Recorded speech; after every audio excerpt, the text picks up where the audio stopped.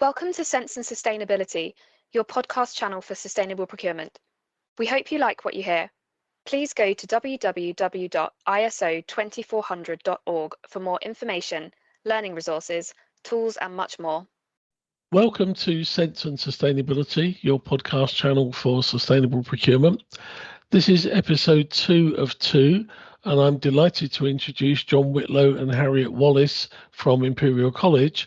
And in this episode, they're going to be talking about Scope 3 carbon emissions.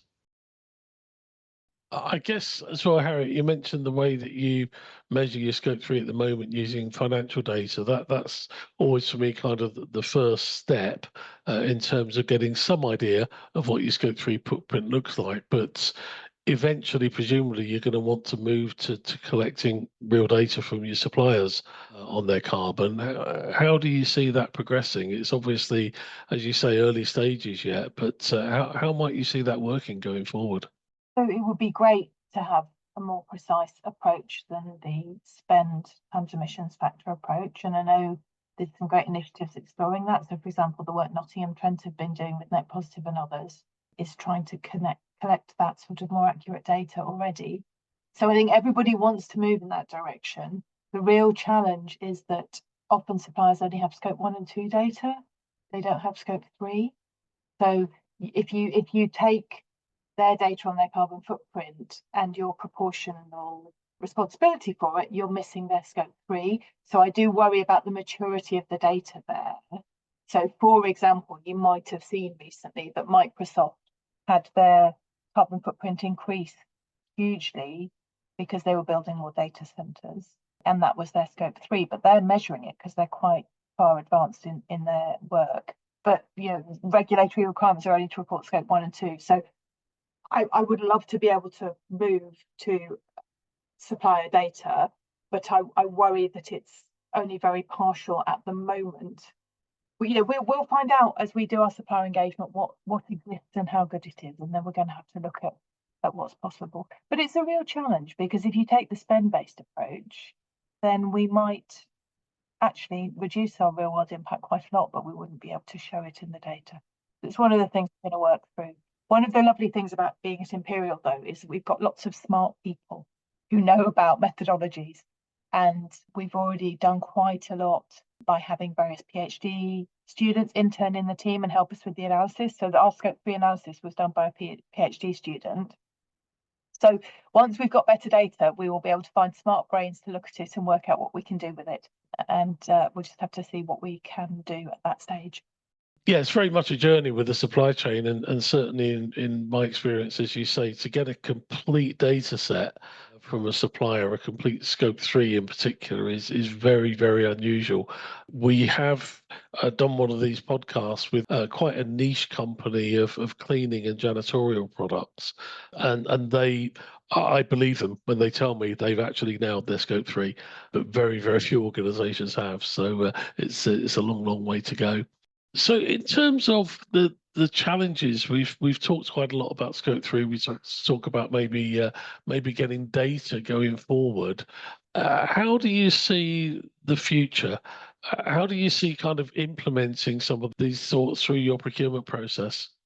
We're going to adopt a fairly pragmatic and practical approach at the university. That's how we like to work and try and keep it as simple as possible, Sean, really. So we recognise that engaging with our suppliers is going to be key. Getting the message across is going to be key, and sustaining that, for quite a period of time is also going to be key as well. So that's the approach we're thinking about. We're obviously looking at the major areas of spend versus obviously carbon that we highlighted earlier in the conversation, and we'll work with those key supply chain partners and suppliers to work through all of the credentials that we aim to collect, including data. And I recognise the data challenge that we have, not only as purchasers, but obviously the suppliers will have equally the same issues. And it is a journey, I think, Sean, for those suppliers. When you look at any common data needs across industries and across different areas,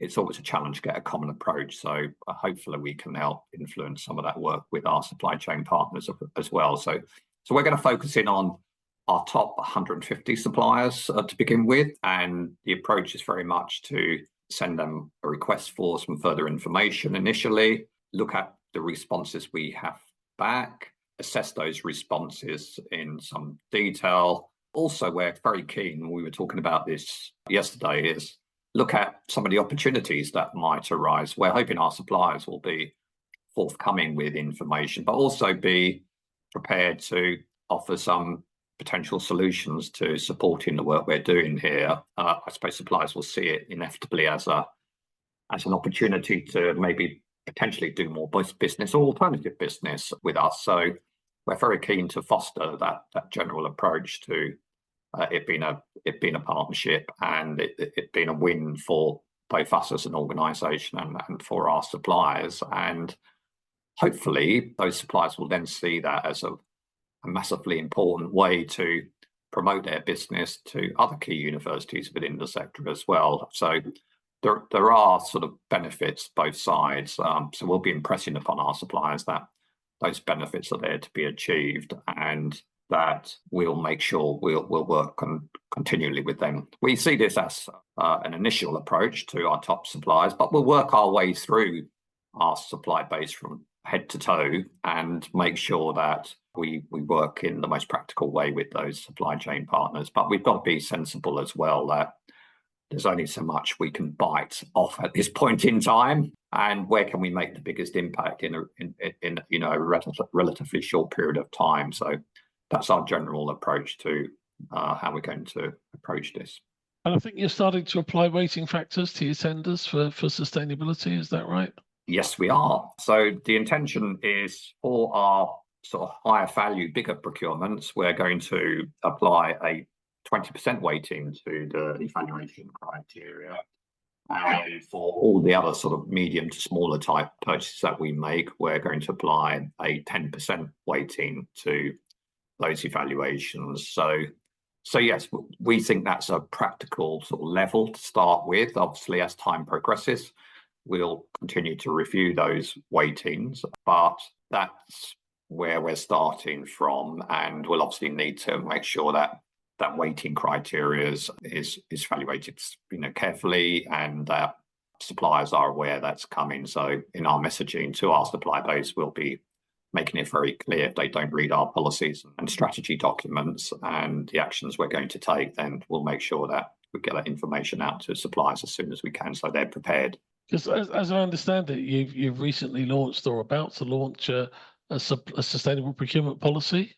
Yes, correct. And we'd like to thank Action Sustainability for playing their part in developing that strategy and policy. We worked very closely with Mel from the team to support our thinking in terms of how it was best to go about developing the strategy and using the many examples of good practice that Action Sustainability have available to them. We also compared and contrasted our draft approach with some of our peers within the university sector to make sure that we were at least as good as, if not better than, our peers. But that was very much our thinking as well. And then making sure that once the strategy got approved, we obviously made sure we socialised that draft strategy and policy across the university to make sure that we had good buy-in and potential ownership in future.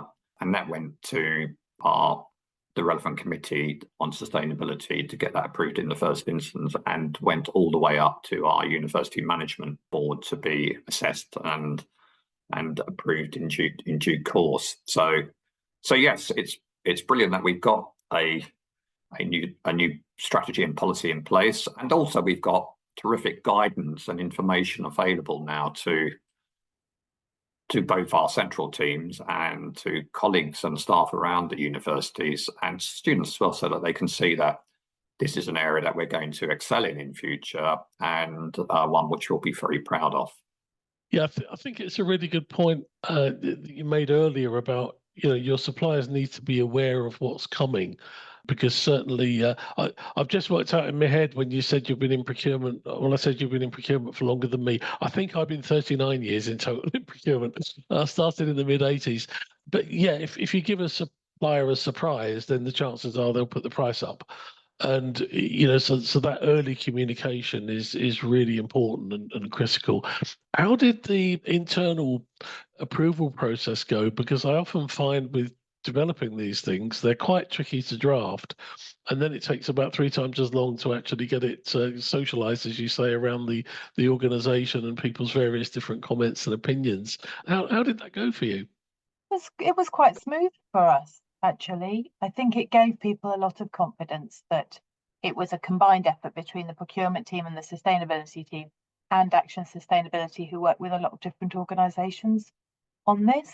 And there is a lot of support for the sustainability work within Imperial across both academics and professional services teams. So actually, once we shared what we thought was a good draft, there's been a lot of support. We had some really smart questions about how to make it practical and how to make sure that we weren't adding extra work, but we were rather adapting our existing procurement processes. I think it helped a lot that a lot of the legwork will be led by John and team in the central procurement. So the message to the rest of the organisation is, don't worry, the procurement team have got this. And we've also, with the help of Action Sustainability, we've trained up the category managers in the central team and the major purchasers in some of the other areas. So, for example, our IT department and our catering department do their own purchasing. So we've trained up people there. We've trained somebody up in each of the faculties. So we've now got a small group of internal experts who can help with the implementation. So far so good, but obviously a lot of work to do in the implementation, and hopefully it will go really smoothly, but I'm sure we'll learn a lot, and there might be things that we need to tweak as we go, as we learn what works best and what doesn't maybe work so well. One other thing we're doing as well, just to add to that, is we recognise that in the early phases of this work, we're going to need to ensure that we've got sufficient bandwidth to take on all of this work. So we are looking to recruit an extra person to work alongside Harriet's team within the procurement team, whose principal focus will be on sustainable procurement and working closely not only with each of the category managers and those individuals that Harriet's just mentioned that have been trained, but more widely across the community, so that if people do need more help or more guidance, then we've got a full-time resource available to us in addition to the other people who will be working on this to make sure we achieve what we want to achieve. So that's been recognised, and it was good of the University Management Board when we went up and spoke to them. They said, "Are you well sort of prepared and resourced for this?" So this was something that was on their mind as well. So fortunately, we had thought about that beforehand and are now looking to find a suitable candidate to help us move this forward. That's really key, and with all of the organisations that I've worked with over the years to try and do this, you need somebody internally to drive it. A few years ago, I would have said, "Oh, good luck with that, finding a sustainable procurement expert," because there are very few of them, and quite a lot of them work for me. And it's getting better. There is more expertise out there now, so I'd be really interested to know how that recruitment process goes for you, because it's still quite a rare skill to have that, procurement expertise and the sustainability side as well. Okay, so final question, if I can. There are a lot of universities around the world, and what we try to do in ISO 2400.org is to build the body of knowledge around the world in sustainable procurement. So if there's anybody out there listening to your podcast from your sector that's starting on their journey, what would your advice be to them? I don't mind starting. From a procurement perspective, be bold, of course. It's good to be bold, but be sensible and reasonable about what you feel you can do in the shorter term. So make sure you can get decent results, but don't overcommit, because especially when you talk to your suppliers, because they'll see through that fairly quickly, to be honest with you. And I think that will undermine what you're looking to achieve. So I think sometimes it's easy to start with some early wins and low-hanging fruit. And that's my sort of practical advice to colleagues elsewhere. Make sure you tap into expertise like we have with Action Sustainability. There's some fantastic resources out there, and people are only more than happy to help, as we are. Obviously, we're working closely with our colleagues within the sector, and we're always delighted to share experience and knowledge and provide some practical help where we can. But we know our sort of time is limited as well, but we're always happy to do that. Brilliant. So yeah, start simple and plunder as much information from others as you can. Harriet, anything to add from your perspective? I mean, I think the most important thing is to start, actually. There aren't perfect ways to do this. There isn't perfect information. So for me, it's about finding out what we do know and starting in the areas that look like the places where we can make the biggest impact, and then working through it and not feeling scared to begin. Because as you say, Sean, the world isn't full of sustainable procurement experts, but it's full of lots of people trying to do better on this. And so what matters is that none of us are afraid to have a sensible go at it. And it can be as simple as asking our suppliers where they are on their journey and how they're going to get better. And when we tender, asking what can they tell us about the impact of their products and services. And the more that more organisations do that and have those conversations, the better we're all going to get at it. I've really noticed that in sustainability and higher education, people are generous with sharing their knowledge, because there is a commitment for all of us to get better. So you can absolutely ask people for help. And actually a lot of suppliers want to get better at this too. So I would just say, get started, don't be scared. We're all learning and we'll all get better at it in time. Brilliant. That's a great message to end on. Thank you very much, both of you. I think this has been fascinating, and we've spoken in this podcast series to a variety of people in the sort of laboratory, HE, health sector, and about consumables and those sort of things. And one of the things I'd love to do in the future is get a group of you together to share some knowledge around that. So thank you both very much for your contribution. It's really appreciated. I'm sure our audience are going to love it. Thank you. Thank you for listening to our podcast on Sense and Sustainability. Please listen out for more episodes. For more information, learning resources, tools, and much more content on sustainable procurement, go to www.iso2400.org.